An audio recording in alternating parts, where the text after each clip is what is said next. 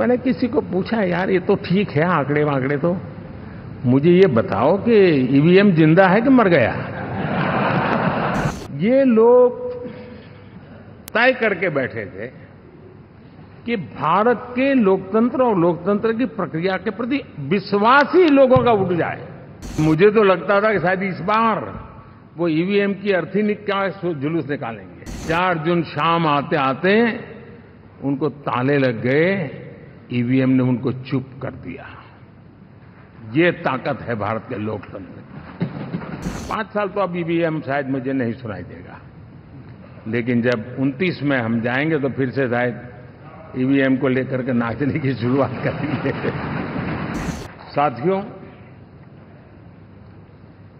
हम लोग जब 4 जून के नतीजे चल रहे थे, मैं तो अपने काम में कुछ व्यस्त था, बाद में फोन आना शुरू हो गए, तो मैंने किसी को पूछा, यार ये तो ठीक है आंकड़े वांकड़े तो, मुझे ये बताओ कि ईवीएम जिंदा है कि मर गया।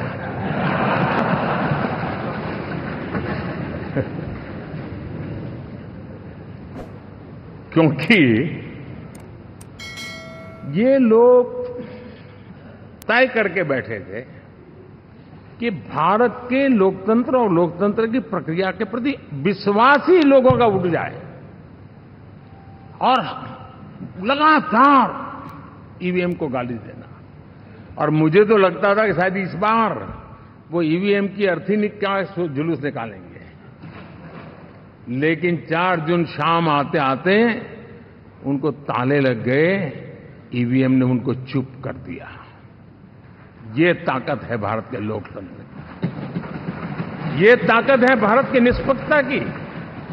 ये भारत की ताकत है भारत के चुनावी तंत्र की, चुनाव आयोग की।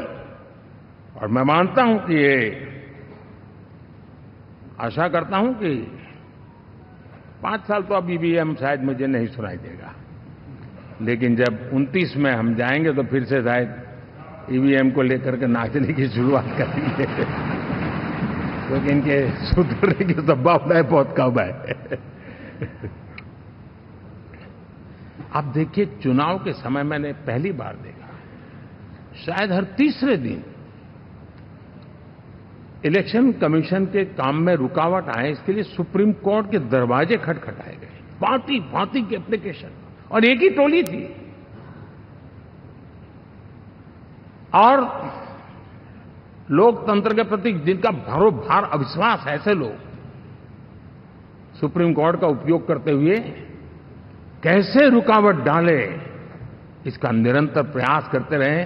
और चुनाव आयोग की ताकत का एक बड़ा हिस्सा अदालतों में, इस पीक आवर्स में, चुनाव के पीक आवर्स में,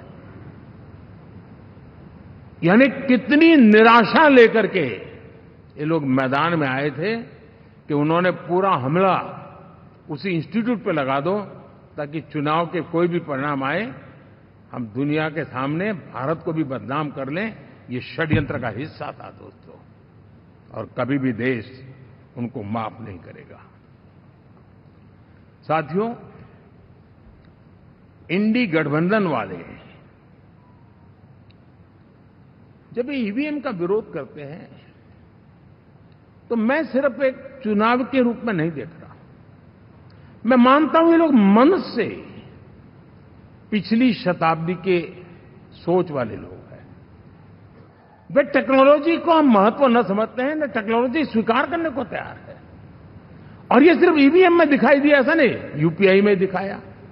जब हमने कहा कि हिंदुस्तान के लोग डिजिटल ट्रांजैक्शन करेंगे, फिनटेक की दुनिया में आज हिंदुस्तान का नाम हो गया, मानने को तैयार नहीं।